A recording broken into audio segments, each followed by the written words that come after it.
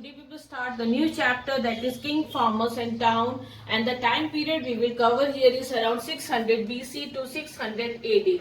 So from the 6th century BCE,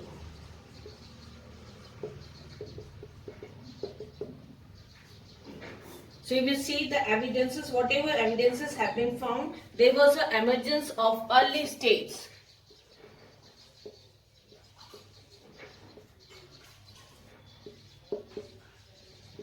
Or emergence of early empire or kingdom.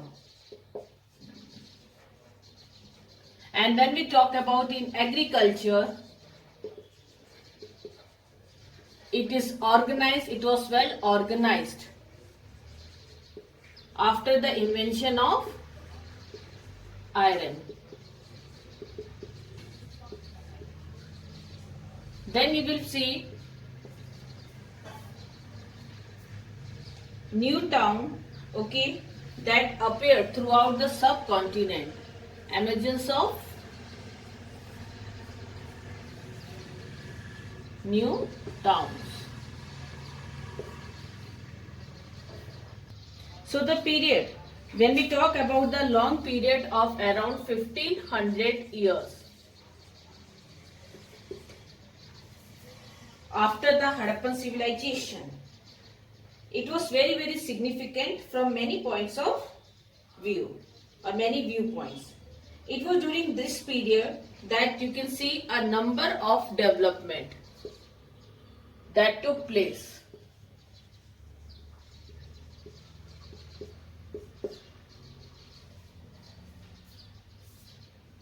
In various parts of the Indian subcontinent.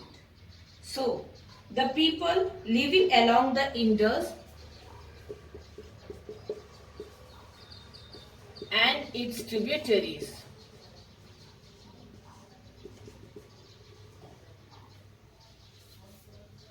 they composed the Veda, especially Rig Veda.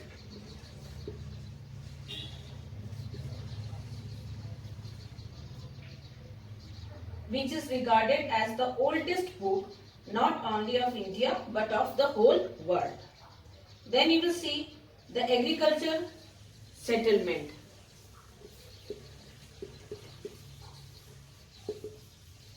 Agricultural settlements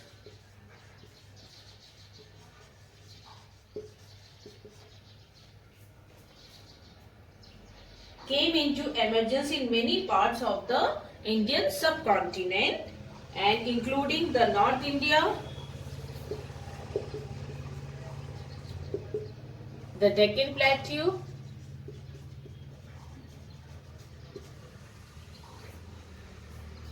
and some part of Karnataka.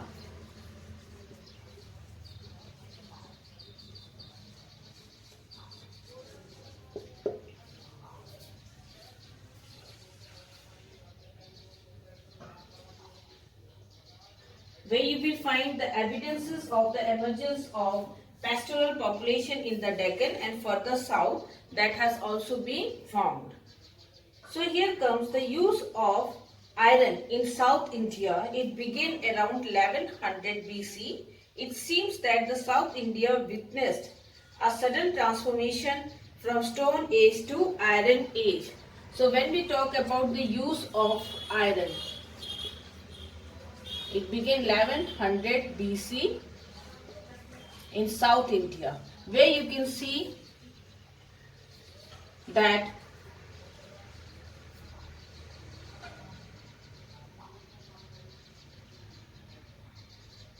South India, they witnessed a sudden transformation from Stone Age to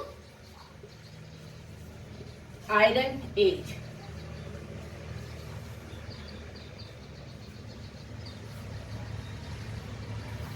Without any Chalcolithic or the Bronze Age between them. So here you will see there is a sudden transformation or changes from one age to the Iron Age, and here you can see absence of Chalcolithic Age or the Bronze Age.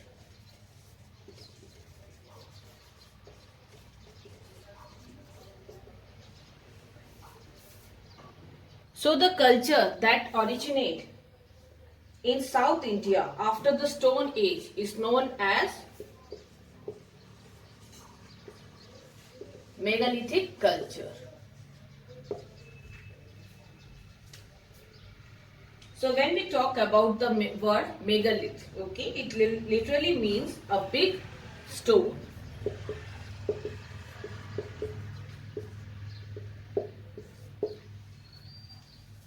In this age, the dead were buried, you can see, amidst stones in graveyard away from the habitation area. So the last stones, they were placed all around the graves. Hence, they were known as megaliths. So here you can see the last stones have been placed around the grave. Hence, it is known as megalith.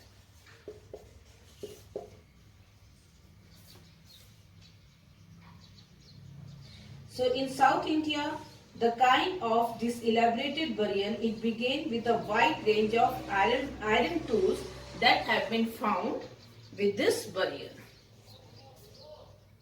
So students, we talk about the development. Here you can see several developments in different part of the subcontinent, as we saw the composition of Rig Veda, okay, which was composed by the people living along the river Indus and its tributaries. Then we saw the agricultural settlement, as the agriculture was organized now, and the people, the settlement. Here the agricultural settlement, and what is this agricultural settlement, that we will discuss later, that emerged in many parts of the subcontinent, especially the North India, Deccan and the part of Karnataka. Third, we saw the evidences of the pastoral populations, okay, in the Deccan and further in the south. Then you will see that the disposal of the dead, including the making of the elaborated stone structure that we call the megalith, and with the burials you will find the wide range of iron tools and weapons. It means that the iron has came into existence during this period, okay, and after that you can see how this large area of agriculture, or after the invention of the iron, you can find that how this forest land has been converted into cultivable land, and people started settling over these places and start practicing agriculture. So now we talk about the sources.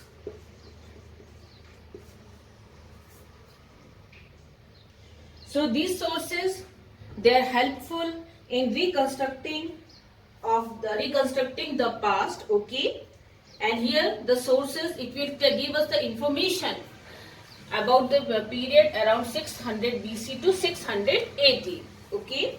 So you will see, when we categorize these sources, it is two type of sources. One is the archaeological sources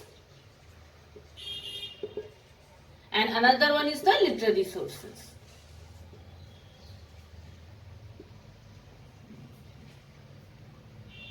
So of these, the archaeological sources, they are the most reliable and are very, very important sources which give information about this time period, okay.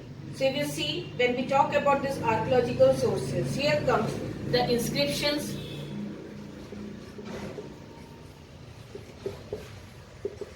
the coins,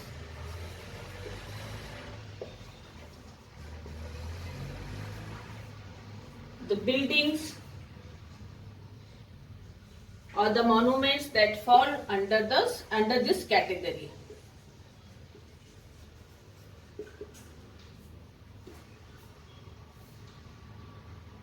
So in the present chapter, we will study how these archaeological sources, especially this inscriptions and the coin,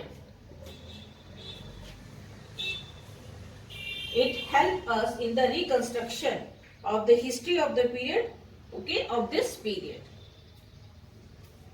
So first we talk about the inscription. Now we'll talk about inscriptions. A very important archaeological sources. So inscriptions are the writing engraved on hard surfaces, okay, writing that is engraved on hard surfaces.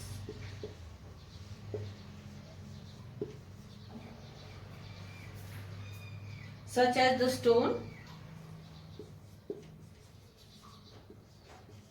matter or pottery.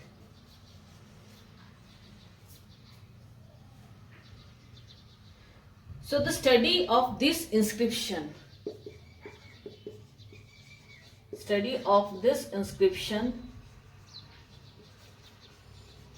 is known as epigraphy.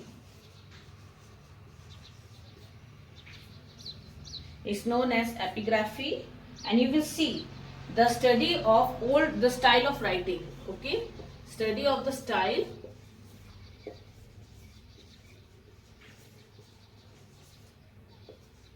of writing in this inscriptions. It is known as paleography.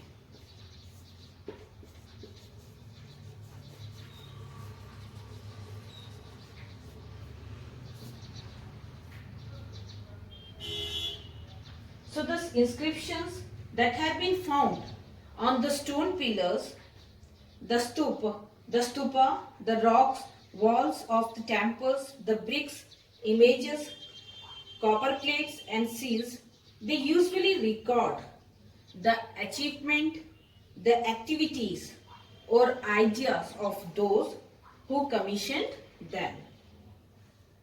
So inscriptions, when we talk about inscriptions, they are virtually the permanent records. Some of them carry the dates, okay? Other are dated on the basis of this paleography, or we call the style of writing. So you will see the inscriptions of the Mauryan Emperor Ashoka. These are considered to be the earliest and the most significant. So here when we talk about this inscriptions, you will read about the Mauryan Emperor or the Mauryan ruler Ashoka inscriptions. Very, very important, very, very significant. So when we talk about the Mauryan or the Ashoka inscription, it has been found in the vast part of the subcontinent, okay, in many parts of the subcontinent. And when we talk about the inscription that have been found, that is written in 4 scripts.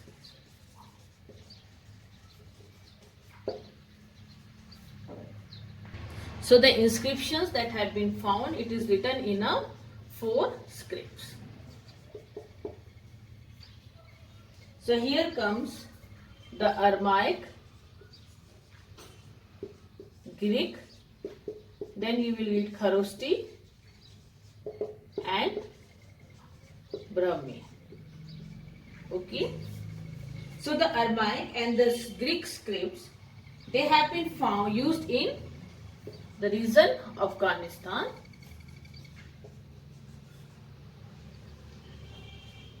The inscriptions of Pakistan regions are in Kharoshthi, okay, in the Pakistan region. And here you will see the inscription in rest of the empire of Ashoka. Either it's of Khalsi in the north, so rest of the empire you will find it's in Brahmi script. Either it's, if you talk about Khalsi in the north, or you can see Mysore in the south.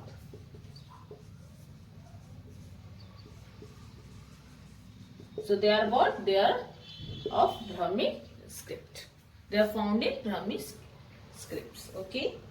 So Ashoka inscriptions, they were engraved in different years of his reign. Okay. When we talk about Ashoka inscription, it showed different time periods.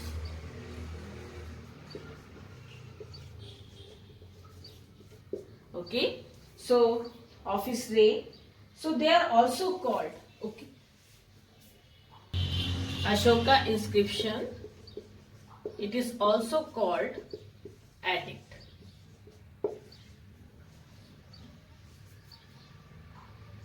because they were in the form of the king order. Okay, edit, it means you can see royal or the king orders were there in the inscription. That's why we call it edict. So now we will talk about deciphering of this Brahmi script.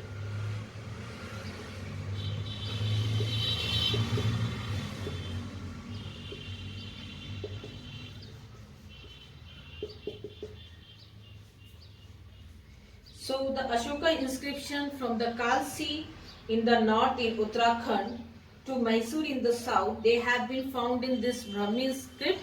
Okay, the inscription are found in the Brahmi scripts. You can see here. So when we talk about the script, the writing, it was written from left to right. Okay, from left to right. This script is the mother. When we talk about this Brahmi script, it is the mother of all the scripts. Okay, you will see it's a mother of almost all the script that is used in the modern Indian languages. So you will see that the script of almost all languages, either it's of Hindi, Punjabi, Bangla, Gujarati, okay, mother of almost all modern languages in India. So you will see Hindi, Punjabi, Bangla, Gujarati, Marathi, Tamil, Telugu, Kannada. Tamil, Telugu,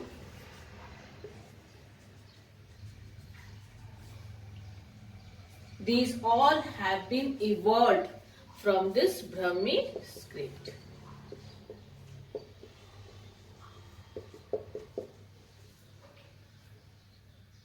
So student, the European scholars, okay, with the help of the Indian Pandit, they started studying several manuscripts in modern Bengali and in Devanagari from the late 18th century and compared their latter with the old specimens. So here comes a very important person is the James Prinsep.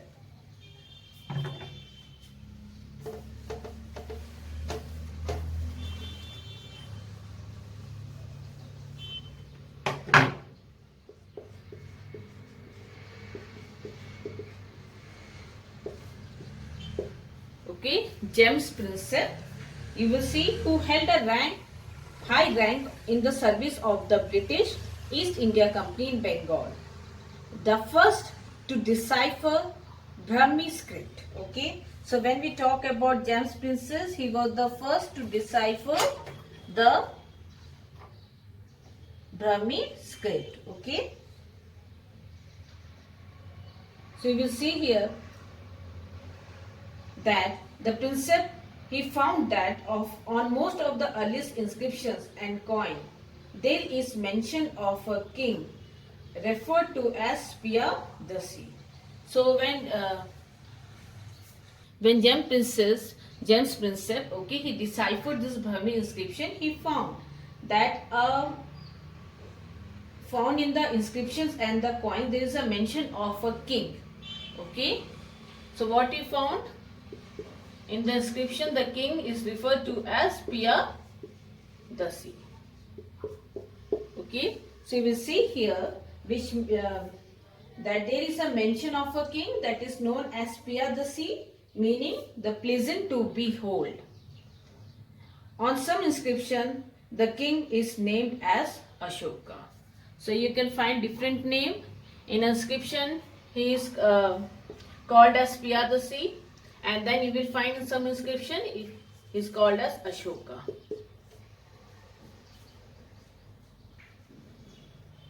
Especially the Buddhist texts mention Ashoka as the most popular ruler. So the deciphering of the Brahmi script by the Prinsep, it provided a new direction to the investigation. into early Indian political history. So after deciphering these inscriptions, we come to know the early political system. Okay? Or early political history.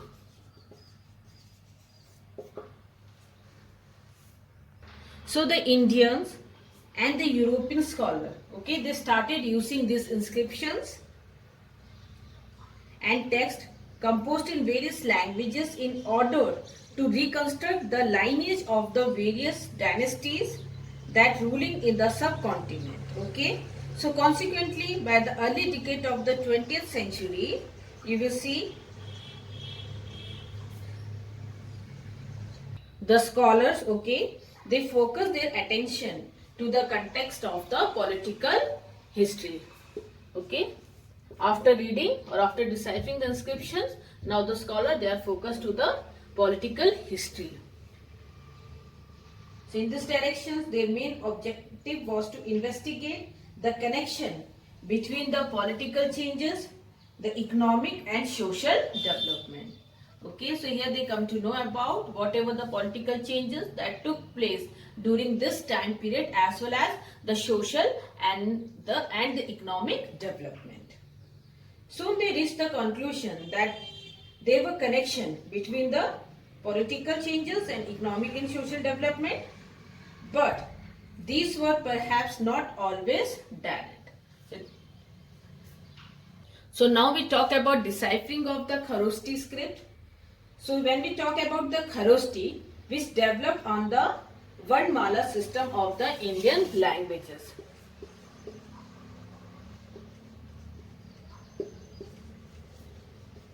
Varnmala system of the Indian languages.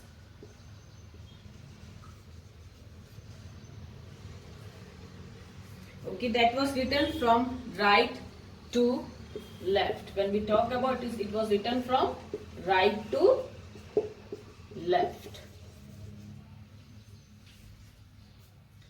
Like the Persian script were written. So the coins of the Indo-Greek kings who ruled over the area in the northwest part, okay, during the time of 2nd to 1st century BCE. So when we talk about here, very important, the Indo-Greek king who ruled in the northwest part of India,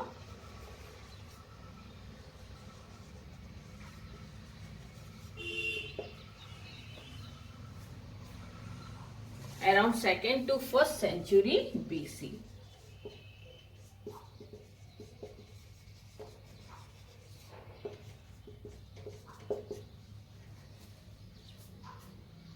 Okay, it helps significantly in deciphering this script.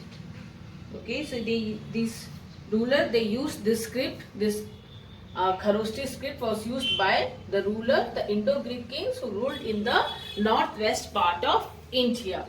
So you will see the scholars having specialization in Greek languages, they contributed significantly in deciphering this script by comparing the latter with the Greek languages. So you can see here the inscriptions help us significantly in reconstructing the ancient history, and you will find the locations of the rock and the pillar inscriptions, they help us to know the boundaries of the empire of the concerned ruler. So you will see here Ashoka inscription, it provides a good idea about the domain and the extent of his empire.